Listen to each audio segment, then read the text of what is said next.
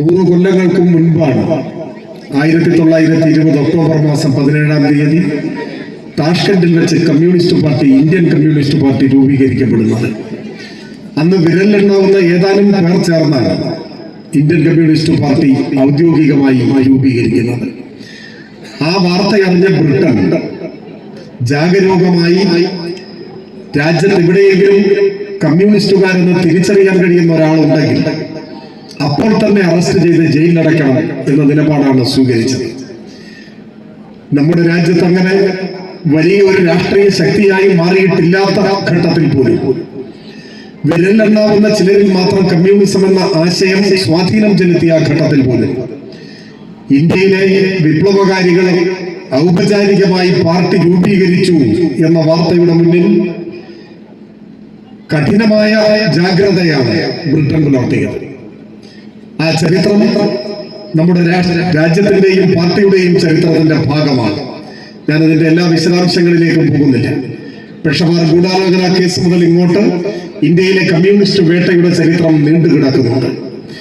1947 August 15 India സ്വതന്ത്രയായപ്പോൾ സഖാവ് AKG ജയിലിലായില്ല. ജയിലിൽ കിടന്നുകൊണ്ട് സ്വാതന്ത്ര്യ ദിനത്തെ വരവേൽക്കേണ്ടി വന്ന രാഷ്ട്രീയ നേതാവാണ് AKG. EMSന്റെ തലയ്ക്ക് വിലയിട്ട ആ ചരിത്രം നമുക്കറിയാം. ഇവരെല്ലാം ദീർഘകാലം ജയിലിലടക്കപ്പെട്ടവരാണ്. നമ്മുടെ രാജ്യത്ത് 1964 CPIM എന്ന നിലയിൽ ഇന്ത്യൻ തൊഴിലാളി വർഗത്തിന്റെ ശരിയായ രാഷ്ട്രീയ പാർട്ടിയായി നാം പ്രവർത്തനം ആരംഭിക്കുന്നത്. ആ ഘട്ടത്തിൽ CPIMന്റെ നേതൃത്വമായിരുന്ന പോളിറ്റ് ബ്യൂറോയിൽ 9 അംഗങ്ങളായിരുന്നു. സഖാവ് സുന്ദരയ്യയായിരുന്നു സെക്രട്ടറി. ബസവാപുന്നയും ജ്യോതി ബസുവും പ്രമോദാസ് ഗുപ്തയും EMSും AKGയും ഹർകിഷൻ സിംഗ് സുർജിത്തും BT രണദിവയും P രാമമൂർത്തിയും ആ 9 പേരും ബ്രിട്ടീഷ് വിരുദ്ധ പോരാട്ടത്തിൽ ദീർഘകാലം സ്വാതന്ത്ര്യ സമര ഘട്ടത്തിൽ ജയിലിലടക്കപ്പെട്ടവരായിരുന്നു. ആ 9 പേരും കൂടി അനുഭവിച്ച ജയിൽവാസത്തിന്റെ കാലയളവ് കൂട്ടിയാൽ 60 കൊല്ലം വരും. അതാണ് CPIMന്റെ ആദ്യ പോളിറ്റ് ബ്യൂറോ അംഗങ്ങളുടെ സ്വാതന്ത്ര്യ സമര പോരാട്ടത്തിന്റെ ഒരു ചെറിയ സൂചന. നമ്മുടെ രാജ്യത്ത് മറ്റൊരു പാർട്ടിക്ക് ആ ഘട്ടത്തിൽ നേതൃത്വമാകെ സ്വാതന്ത്ര്യത്തിന് വേണ്ടി പൊരുതി ജയിൽവാസം അനുഭവിച്ച ആ പാരമ്പര്യം 64 അന്നത്തെ നേതൃത്വത്തെ വെച്ച് പരിശോധിച്ചാൽ കോൺഗ്രസിന് പോലും അവകാശപ്പെടാൻ കഴിയുമായിരുന്നില്ല. ആ തീക്ഷ്ണമായ ബ്രിട്ടീഷ് വേട്ടയെ നേരിട്ട അനുഭവമാണ് ഇന്ത്യയിലെ കമ്മ്യൂണിസ്റ്റുകാരുടെ പാരമ്പര്യം അനുഭവം. പക്ഷേ ആ സാമ്രാജ്യത്വ വേട്ടയുടെ മുന്നിലും നമ്മൾ പതറിപ്പോയിട്ടില്ല, പരാജയപ്പെട്ടില്ല. ഇന്ത്യയുടെ രാഷ്ട്രീയ മണ്ഡലത്തിൽ നിന്നും തുടച്ചു നീക്കപ്പെട്ടതുമില്ല. സ്വാതന്ത്ര്യാനന്തരം നെഹ്റുവിന്റെ നേതൃത്വത്തിലുള്ള ഗവൺമെന്റ് കൂടുതൽ കഠിനമായ കമ്മ്യൂണിസ്റ്റ് വിരുദ്ധ വേട്ടയാണ് നടത്തിയത്. എത്രയോ സഖാക്കൾ ആ ഘട്ടത്തിൽ കൊല്ലപ്പെടും. സഖാവ് മൊയാരി ശങ്കരൻ കൊല്ലപ്പെടുന്നത് ആ ഘട്ടത്തിലാണ്.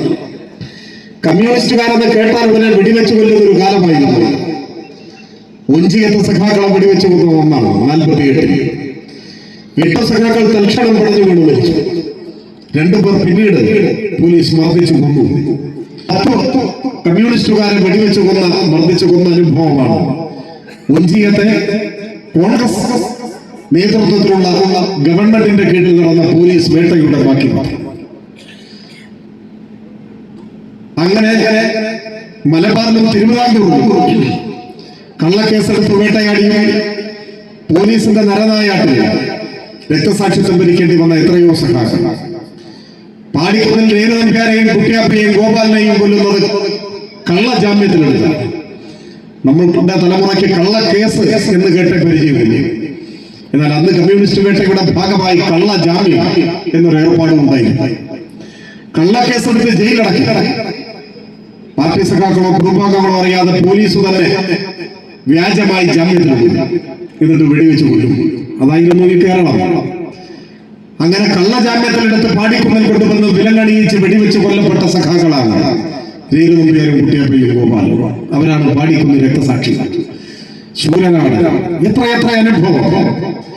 അങ്ങനെ കമ്മ്യൂണിസ്റ്റുകാരെ വെടിവെച്ച് കൊന്നു, ക്രൂരമായി വേട്ടയാടി ദീർഘകാലം ജയിലിലടച്ച, നാടുകടത്തിയ എന്തെന്ത് അനുഭവങ്ങളെ നേരിടേണ്ടി വന്നു നമ്മുടെ പാർട്ടിക്ക്.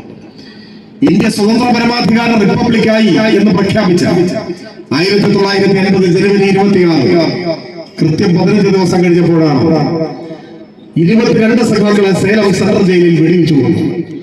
അതിൽ ഏതാണ്ട് എല്ലാവരും മഹാഭൂരിപക്ഷം വടക്കേ മലബാറിലെ സഖാക്കളായി. കർഷക സമരത്തിന് നേതൃത്വം കൊടുത്തവർ, കർഷക സമര പോരാളികൾ, അവരെ സേലത്ത് കൊണ്ടുപോയാണ് ജയിലിലടച്ചത്. ജയിലിനകത്ത് വെച്ച് പോലീസ് വെടിവെച്ച് കൊല്ലുകയാണ്. മിനി ജാലിയൻ വാലാബാഗ് എന്നാണ് അത് അറിയപ്പെടുന്നത്.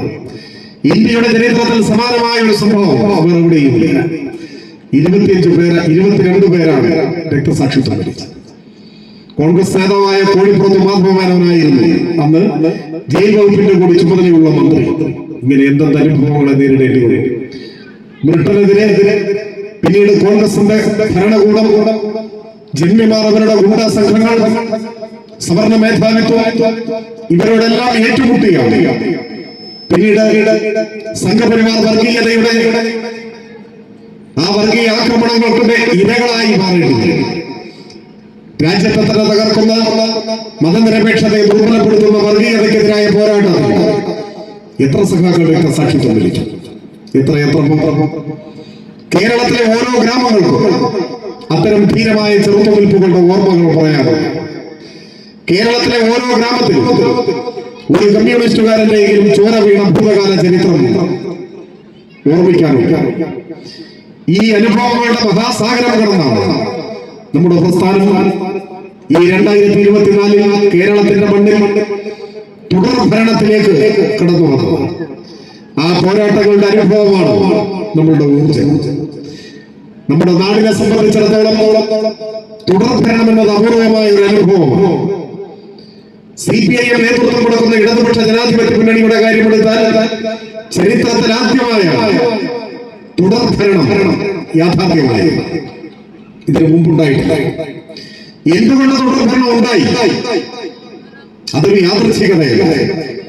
കേരളത്തിലെ സാധാരണക്കാരായ മനുഷ്യരുടെ ജീവിതാനുഭവങ്ങളുടെ അടിസ്ഥാനത്തിൽ അവർ സ്വീകരിച്ച രാഷ്ട്രീയ നിലപാടാണ്. ഞാനിപ്പോഴും ഓർക്കുന്നു, കഴിഞ്ഞ നിയമസഭാ തെരഞ്ഞെടുപ്പിന്റെ റിസൾട്ട് വരുന്നതിന്റെ തലേ ദിവസം 2021 മെയ് മാസം 2-ാം തീയതിയാണ് റിസൾട്ട്. മെയ് 1 ഒരു ടെലിവിഷൻ ചാനൽ ഒരു വാർത്ത പുറത്തു. ആ ചാനലിന്റെ ഓൺലൈൻ എഡിഷനിലാണ് ആ വാർത്ത ഞാൻ വായിച്ചത്. വാർത്തയുടെ തലക്കെട്ടുകയായി മുഖ്യമന്ത്രി സ്ഥാനത്തെ സംബന്ധിച്ച് തർക്കം തീർന്നു. അപ്പൊ എന്താണ് സംഭവം എന്ന് താഴേക്ക് വായിച്ചു. അപ്പോ വാർത്ത കൂടുതൽ വിശദീകരിക്കുകയാണ്. മുഖ്യമന്ത്രി സ്ഥാനത്തെ ചൊല്ലിയുള്ള തർക്കം കോൺഗ്രസിൽ പരിഹരിച്ചു. മുഖ്യമന്ത്രി സ്ഥാനം പങ്കിടുന്നത് സംബന്ധിച്ച് സമവായമായി ആദ്യത്തെ 2.5 വർഷം ഉമ്മൻചാണ്ടിയും അടുത്ത 2.5 വർഷം രമേശ് ചെന്നിത്തലയും മുഖ്യമന്ത്രിമാരാകാൻ ധാരണ. പിറ്റേ ദിവസം റിസൾട്ട് വരാൻ പോവാണ്.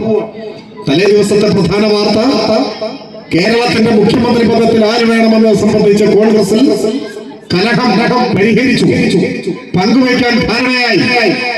എന്താ ഉറപ്പ്? റിസൾട്ട് വരാൻ പോകുന്നേ. പക്ഷെ കേരളത്തിൽ അധികാരത്തിലെത്തും എന്ന് കോൺഗ്രസ് ഉറപ്പിച്ചു.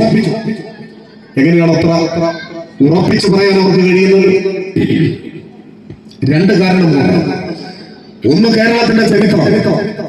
കേരളത്തിന്റെ സമീപ ഭൂതകാല ചരിത്രം നമ്മോട് പറയുന്നത് 5 കൊല്ലം കൂടുമ്പോൾ ഗവൺമെന്റ് മാറും. 5 കൊല്ലം LDF ആണെങ്കിൽ 5 കൊല്ലം UDF, അങ്ങനെ മാറിക്കൊണ്ട്. അതാണ് അനുഭവം. 2, ഒന്നാം പിണറായി സർക്കാരിന്റെ അവസാനത്തെ 6 മാസം പ്രതിപക്ഷവും അവരോട് കൈകോർത്ത കേരളത്തിലെ മാധ്യമങ്ങളും നിരന്തരം അപവാദ പ്രചരണമാണ് തുടർന്നത്. ഗവൺമെന്റിനെതിരെ, മുഖ്യമന്ത്രിക്കെതിരെ, പാർട്ടിക്കെതിരെ, മലയാളികളെ മുഴുവൻ തെറ്റിദ്ധരിപ്പിക്കാൻ ഉദ്ദേശിച്ചുകൊണ്ടുള്ള നിരന്തരമായ വ്യാജ പ്രചരണ, കോലാഹലം, വിവാദം നിങ്ങൾ ഓർക്കുന്നില്ല? 6 മാസം ടെലിവിഷൻ ചാനലുകൾ ചർച്ച ചെയ്തു. സ്വർണ്ണക്കള്ളക്കടത്ത്. സ്വർണ്ണ അയച്ച ആൾക്കും കുറ്റമില്ല, സ്വർണ്ണ സ്വീകരിച്ച ആൾക്കും കുറ്റമില്ല. ഈ കള്ളക്കടത്തിന് നേതൃത്വം കൊടുക്കുന്ന പ്രതികൾ ജയിലിലടക്കപ്പെട്ടവർ, അവർക്കാർക്കും പ്രശ്നമില്ല. എല്ലാ ചർച്ചകളുടെയും പൂന്തവന ഇടതുപക്ഷത്തിനെതിരെ, ഗവൺമെന്റിനെതിരെ, പാർട്ടിക്കെതിരെ, മുഖ്യമന്ത്രിക്കെതിരെ എന്തൊക്കെ പ്രചരിപ്പിച്ചു.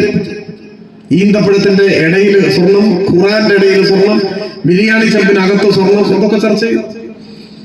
നിരന്തരമായ ചർച്ചകളിലൂടെ ജനങ്ങളുടെ ഇടയിൽ ഒരു പ്രതീതി സൃഷ്ടിക്കാൻ ശ്രമിച്ചു, ഇടതുപക്ഷ വിരുദ്ധമായ ഒരു പ്രതീതി. അപ്പൊ ഇതെല്ലാം കൂടി ചേരുമ്പോൾ എന്തായാലും UDF ജയിക്കും എന്നവർ ഉറപ്പിച്ചു.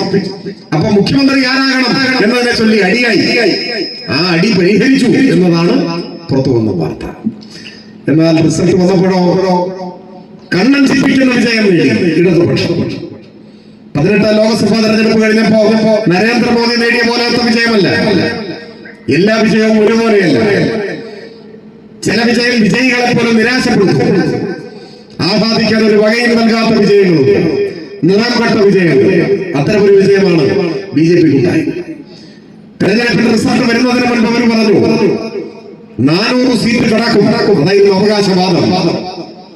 ഒറ്റയ്ക്ക് ഇന്ത്യ ഭരിക്കും, ഭൂരിപക്ഷം നേടും. മോദി മുതൽ അമിത്ഷാ വരെ ആവർത്തിച്ചതാണ്. റിസൾട്ട് വന്നപ്പോഴോ 400 കടക്കും എന്ന് മേലിനടിച്ചവർ 300 കടന്നില്ല. ഒറ്റയ്ക്ക് ഭരിക്കും എന്ന് വീമ്പിളക്കിയവർ ഒരിക്കലും തമ്മിൽ ചേരാത്ത സഖ്യകക്ഷികളുടെ അസ്ഥിരമായ പിന്തുണയുടെ മാത്രം ബലത്തിൽ ഗവൺമെന്റ് ഉണ്ടാക്കിയിട്ടുണ്ട്. എന്നാൽ കേരളത്തിലോ ഇവിടുത്തെ തുടർഭരണം അങ്ങനെയല്ല. 91-99 വോട്ട് കൂടി, സീറ്റ് കൂടി. അതാണ് ഞാൻ പറഞ്ഞത്, കണ്ണഞ്ചിക്കുന്ന വിജയം നേടി. വിജയിക്കുമെന്ന് ഉറപ്പിച്ച് മുഖ്യമന്ത്രി സ്ഥാനത്തിന്റെ കാലാവധി അനുസരിച്ച് പങ്കുവയ്ക്കാൻ ധാരണയായി നിയമസഭാ മന്ദിരത്തിനകത്തേക്ക് മുഖ്യമന്ത്രിയാകാൻ ഉൾപ്പെട്ടിരുന്നവർ നിരാശയുടെ പടുകുഴിയിലേക്ക് പതിച്ചു. അവർ ഉൾക്കൊള്ളാനായില്ല, ഇപ്പോഴും ഉൾക്കൊള്ളാൻ കഴിഞ്ഞില്ല. പ്രതിപക്ഷത്തിൽ 8ാം കൊല്ലം ഇരിക്കുമ്പോൾ അധികാരം നഷ്ടപ്പെട്ടത് സമനിലയെ തന്നെ സാരമായി ബാധിച്ച മാനസികാവസ്ഥയിൽ കേരളത്തിലെ കോൺഗ്രസിന്റെ UDF-ന്റെ നേതൃത്വം നിൽക്കുന്നു. അതുകൊണ്ടോ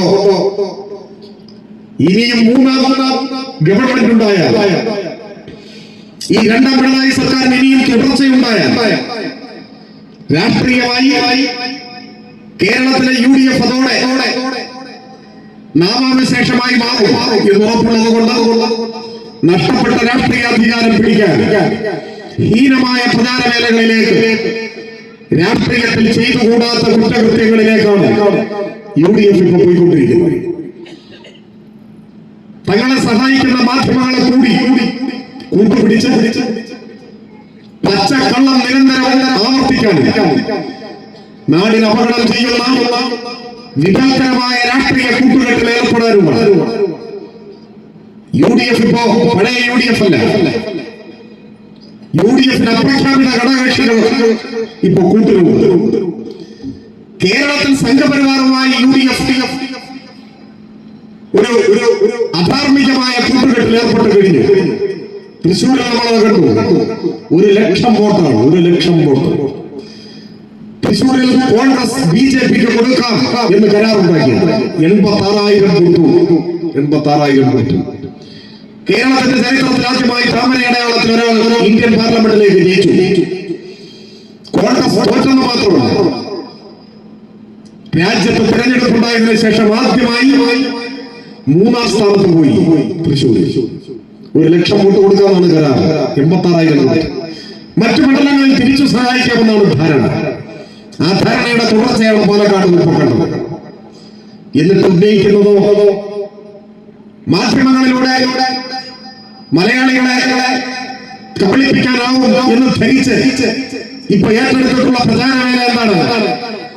സംഘപരിവാറുമായി കൂട്ടുചേർന്ന് വോട്ട് കച്ചവടം നടത്തി കേരളത്തിന്റെ മുന്നിൽ തെളിവായി നിൽക്കുമ്പോഴോ ആവർത്തിക്കാൻ ശ്രമിക്കുന്നത് മുഖ്യമന്ത്രി സംഘപരിവാറുമായി ധാരണ ഉണ്ടാക്കുന്നു, അടുക്കുന്നു. ഇല്ലേ? ആ പ്രചാരവേലയുടെ മലബാറിലെ പ്രയോക്താക്കൾ ജമാഅത്തെ ഇസ്ലാമിയും പോപ്പുലർ ഫ്രണ്ടുമാണ്. ഓരോ വീടുകളിലും ചെന്ന് പറയുകയാണ് മുഖ്യമന്ത്രി RSS-മായി അടുക്കുന്നു. എത്ര ഹീനമായ പ്രചാരവേലയാണ്! ആരോടാണ് ഇവരെന്ന് പറയുന്നത്? ആരെ കുറിച്ചാണ് പറയുന്നത്?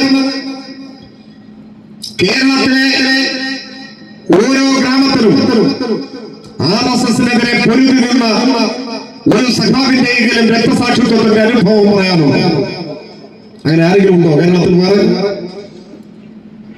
സതീശന്റെ പാർട്ടിയിൽ ഏതെങ്കിലും ഒരാൾ RSSനെതിരെ നിലപാട് സ്വീകരിച്ചതിന്റെ പേരിൽ ഒരു രോമത്തിന് അനുഭവം.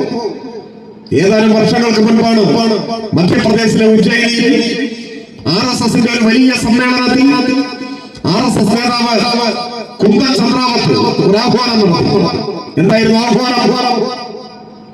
ദേശീയ മാധ്യമങ്ങൾ വലിയ പ്രാധാന്യത്തോടെ ആശങ്കയോടെ റിപ്പോർട്ട് ചെയ്തു. കുന്ദൻ ചന്ദ്രാവത്തിന്റെ RSS സമ്മേളനത്തിലെ പരസ്യാഹ്വാനം പിണറായി വിജയന്റെ തലയറുത്ത് കൊണ്ടുവരുന്നവർക്ക് 1 കോടി രൂപ ഇനാം നൽകാം. ഇതാണ് ജനാധിപത്യ ഇന്ത്യ ഞെട്ടിപ്പോയി. രാഷ്ട്രീയമായ ഭിന്നാഭിപ്രായങ്ങൾക്ക് പുറത്ത് രാഷ്ട്രീയ പ്രതിയോഗിയുടെ ശിരസ്സെടുക്കണമെന്ന് പരസ്യാഹ്വാനം ചെയ്ത അനുഭവം അടുത്ത കാലത്ത് എപ്പോഴെങ്കിലും രാജ്യത്ത് എവിടെയെങ്കിലും കണ്ടിട്ടുണ്ട്? എന്റെ RSS ഇത്ര പക? ഇന്ത്യയുടെ പ്രതിപക്ഷത്തെ നയിക്കുന്നത് CPM അല്ലല്ലോ. പാർലമെന്റിൽ പ്രതിപക്ഷത്തെ നയിക്കുന്നത് കോൺഗ്രസ് അല്ലേ? പക്ഷെ രാഹുൽ ഗാന്ധിയുടെ തലയെടുക്കണമെന്ന് ആഹ്വാനമില്ല. രാഹുൽ ഗാന്ധിയുടെ തലയെടുത്ത് കൊണ്ടുവന്നാൽ ഇനാം തരാമെന്ന് ഒരു RSSകാരനും പറഞ്ഞിട്ടില്ല. VD സതീശന്റെ തലയെടുത്താൽ ഒരു 100 രൂപ ഇനാം തരാമെന്ന് ഏതെങ്കിലും RSSകാരൻ പറഞ്ഞിട്ടുണ്ടോ? ഇല്ല. പിണറായിയുടെ തലയാണ് എടുക്കേണ്ടത്. RSSന്റെ കമ്പോളത്തിൽ കോൺഗ്രസ് നേതാക്കന്മാരുടെ തലയ്ക്ക് വിലയില്ലാതെ പോയി. ആ തലയിൽ ഒന്നുമില്ല എന്ന ഏക കാരണം കൊണ്ടാണോ? അതുകൊണ്ട് മാത്രമല്ല, കോൺഗ്രസ് നേതാക്കന്മാരുടെ തല RSSനെ അലോസരപ്പെടുത്തുന്നില്ല. ഒരു കോൺഗ്രസ് നേതാവിന്റെയും നാവിൻ തുമ്പിൽ നിന്നും RSSനെതിരായ ഒരു വാക്ക് പുറത്തു വരുന്നില്ല. അതുകൊണ്ട് സംഘപരിവാർ വർഗീയതയ്ക്കെതിരെ രാജ്യവ്യാപകമായ പ്രചാരവേല നടത്തുന്നതും ഉള്ള കരുത്തുപയോഗിച്ച് അവരെ പ്രതിരോധിക്കുന്നതും ആശയ സമരത്തിൽ അവരെ മുട്ടുകുപ്പിക്കുന്നതും ഇടതുപക്ഷത്തിന്റെ രാഷ്ട്രീയ നേതൃത്വമായ CPIM മാത്രമാണ്. അതുകൊണ്ട് പക മുഴുവൻ നമ്മളോടാണ്. ആ പക മൂത്ത് പറയുകയാണ്. ഇന്ത്യയിൽ ഒരു സംസ്ഥാനം മാത്രം ഭരിക്കുന്ന പാർട്ടിയായിട്ട് കൂടി, പാർലമെന്റിൽ ഒരു വലിയ ശക്തി അല്ലാതിരുന്നിട്ട് കൂടി, മധ്യപ്രദേശിലെ ഉജ്ജയിനിയിൽ നിന്നും RS നേതാവിന്റെ പരസ്യാഹ്വാനം പിണറായിയുടെ തലയെടുക്കണമെന്നാണ്. ആ പിണറായിയെ കുറിച്ചാണ് കേരളത്തിൽ ജമാഅത്തെ ഇസ്ലാമിയും പോപ്പുലർ ഫ്രണ്ടും കോൺഗ്രസും RSSുമായി അടുക്കുന്നു എന്ന ഹീനമായ നീചമായ നികൃഷ്ടമായ ആരോപണം മനുഷ്യരെ ഇന്ന് പണിയായി. പക്ഷെ ജമാഅത്തെ ഇസ്ലാമി ചെയ്യും. മനുഷ്യർ ചെയ്യുന്നതല്ല, പക്ഷെ പോപ്പുലർ ഫ്രണ്ട് ചെയ്യും. അതാണ് ചരിത്രം. അത് കോൺഗ്രസ് ഏറ്റുപിടിക്കുന്നു. ഏത് കോൺഗ്രസ്? സതീശന്റെ കോൺഗ്രസ്. ഏത് സതീശൻ? ഇന്ത്യ കണ്ട ഏറ്റവും വലിയ വർഗീയവാദി എന്ന് ഏവരും അംഗീകരിക്കുന്നയാളാണ്, ചൂണ്ടിക്കാണിക്കുന്നയാളാണ് ഗോൾവാൾക്കർ. മാധവ സദാശിവ ഗോൾവാൾക്കർ ഇപ്പൊ ജീവിച്ചിരിപ്പില്ല. RSSന്റെ ആചാര്യനായി. അയാളാണ് വിചാരധാര. RSSന്റെ പ്രവർത്തനങ്ങളിൽ വഴികാട്ടിയായ അടിസ്ഥാന ഗ്രന്ഥം എഴുതിയത്. ആ വിചാരധാരയിലാണ് ഗോൾവാൾക്കർ ഇന്ത്യയിലെ മുസ്ലിങ്ങളും ക്രൈസ്തവരും കമ്മ്യൂണിസ്റ്റുകാരും രാജ്യത്തിന് ഭീഷണിയാണെന്നും അവരെ തുടച്ചു നീക്കണമെന്നും ആഹ്വാനം ചെയ്തു. ആ വർഗീയതയുടെ ആൾരൂപമായ ഗോൾവാൾക്കറുടെ ജന്മശതാബ്ദി ആഘോഷങ്ങൾ ഉദ്ഘാടനം ചെയ്യാനായി RSS കേരളത്തിൽ ക്ഷണിച്ചത് RSSന്റെ ദേശീയ നേതാക്കന്മാരിൽ ആരെയെങ്കിലുമല്ല, VD സതീശനെയാണ്. നിറഞ്ഞ മനസ്സോടെ ആ ക്ഷണം സ്വീകരിച്ചു. RSS സംഘടിപ്പിച്ച ഗോൾവാൾക്കർ ജന്മശതാബ്ദി ആഘോഷ പരിപാടി ഉദ്ഘാടനം ചെയ്യാൻ ഒരു മടിയും ഉണ്ടായില്ല. ഗോൾവാൾക്കറിന്റെ ചിത്രത്തിന്റെ മുന്നിലെ നിലവിളക്ക് കൊളുത്തി ഉദ്ഘാടനം നിർവഹിച്ച് ഗോൾവാൾക്കറുടെ അവതാരങ്ങൾ മാറ്റി പാടി. ആ സതീശനാണ് പറയുന്നത് കേരളത്തിലെ മുഖ്യമന്ത്രിക്കെതിരായി. അങ്ങനെ ഒരു വാക്കുച്ചരിക്കാനുള്ള അർഹത, രാഷ്ട്രീയമായ അർഹത ഒരു കോൺഗ്രസ് നേതാവിനുണ്ട്. സംഘപരിവാരമായി കേരളത്തിൽ വോട്ട് കച്ചവടം, ഒപ്പം ജമാഅത്തെ ഇസ്ലാമിയും പോപ്പുലർ ഫ്രണ്ടുമായി രാഷ്ട്രീയ സഖ്യം. കോൺഗ്രസിന്റെ ഒരു കൈ RSSന്റെ തോളത്തും മറുകൈ ജമാഅത്തെ ഇസ്ലാമിയുടെയും പോപ്പുലർ ഫ്രണ്ടിന്റെയും തോളത്തുമാണ്. ഇരു വർഗീയവാദികളെയും ഒരുമിച്ച് കൂട്ടി മാധ്യമങ്ങളുടെയും പിന്തുണ സ്വീകരിച്ച് കേരളത്തിലെ ഇടതുപക്ഷ ഗവൺമെന്റിന്റെ നേതൃത്വമായ CPIM-നെയും അങ്ങ് ഇല്ലാതാക്കാം എന്നാണ് ഇപ്പോ ആഗ്രഹിക്കുന്നത്. നഷ്ടപ്പെട്ടു പോയ രാഷ്ട്രീയ അധികാരം കേരളത്തിൽ തിരിച്ചു പിടിക്കാൻ ഈ അപകടകാരികളായ ഇരു വർഗീയവാദികളെ ഒപ്പം കൂട്ടിക്കൊണ്ട് ഹീനമായ രാഷ്ട്രീയ കുപ്രചാര വേലയാണ് ഇപ്പൊ നടത്തിക്കൊണ്ടിരിക്കുന്നത്. അതിനെ നേരിടുക എന്നതാണ് നമ്മുടെ ഉത്തരവാദിത്വം. ഈ പാർട്ടി സമ്മേളനങ്ങളിലെല്ലാം ഇരമ്പിയെത്തുന്ന ജനസാഗരം ഏറ്റെടുക്കേണ്ട രാഷ്ട്രീയ ഉത്തരവാദിത്വം അതാണ്. കേരളത്തെ രക്ഷിക്കാൻ, നമ്മുടെ മതനിരപേക്ഷ പൈതൃകം ഉയർത്തിപ്പിടിക്കാൻ, അഭിമാനത്തോടെ ജീവിക്കാൻ കഴിയുന്ന ഒരു നാടായി ഈ കേരളത്തെ ഭാവിയിലേക്ക് നയിക്കാൻ ഇടതുപക്ഷ ഗവൺമെന്റിന് തുടർച്ചയുണ്ടാവും. അതിന്റെ നേതൃത്വമായ നമ്മുടെ പാർട്ടിയെ കൂടുതൽ കരുത്തുള്ള മഹാപ്രസ്ഥാനമായി മുന്നോട്ട് നയിക്കാനും നമുക്കാവണം. ബ്രിട്ടന്റെ ആക്രമണങ്ങളെ പ്രതിരോധിച്ചു സ്വാതന്ത്ര്യാനന്തര ഇന്ത്യയിൽ കോൺഗ്രസ് ഗവൺമെന്റിന്റെ വേട്ടയാടലുകളെ മറികടന്ന് ശൈശവത്തിലെ ആക്രമണങ്ങളെ നേരിട്ട് അതിനെ മറികടന്ന് സാധാരണക്കാരായ ജനങ്ങളുടെ പിന്തുണയുടെ ബലത്തിൽ മുമ്പോട്ട് വന്ന നമ്മുടെ പ്രസ്ഥാനം ഇന്ന് ഏറ്റെടുക്കേണ്ട രാഷ്ട്രീയ ഉത്തരവാദിത്വം, രാഷ്ട്രീയ കടമ ഇതാണ്. ആ രാഷ്ട്രീയ ഉത്തരവാദിത്വങ്ങൾ ഏറ്റെടുത്തുകൊണ്ട് കേരളത്തെ വലതുപക്ഷ വർഗീയ സഖ്യത്തിന്റെ മുന്നിൽ അടിയറ വയ്ക്കില്ല എന്ന പ്രതിജ്ഞ പുതുക്കൽ കൂടി ഈ പൊതുസമ്മേളനങ്ങളിൽ പങ്കെടുക്കുന്ന നമ്മുടെ രാഷ്ട്രീയ ഉത്തരവാദിത്വമാണ്.